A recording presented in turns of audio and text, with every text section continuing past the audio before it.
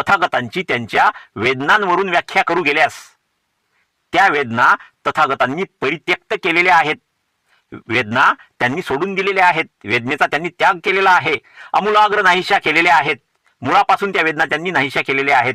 वेदना विमुक्त असे तथागत थोर समुद्राप्रमाणे अमर्याद आणि अगाध आहेत. तेव्हा मृत्यूनंतर तथागतांचे अस्तित्व राहते अथवा राहत नाही, किंवा राहते आणि राहत नाही, ही विधाने तथागतांना लागू पडत नाहीत. त्याप्रमाणेच संज्ञा, संस्कार, विज्ञान यांच्या आधारे तथागतांची व्याख्या करू गेल्यास तीही त्यांना लागू पडत नाही, कारण या सर्वांपासून समूळ विमुक्त झालेले तथागत, संज्ञा, संस्कार आणि विज्ञान यापासून समूळ विभक्त झालेले, वेगळे झालेले तथागत हे थोर समुद्रासारखे अमर्याद आणि अगाध आहेत. तेव्हा मृत्यूनंतर तथागतांच्या अस्तित्वासंबंधी अथवा अनस्तित्वासंबंधी विधान त्यांना लागू पडत नाही.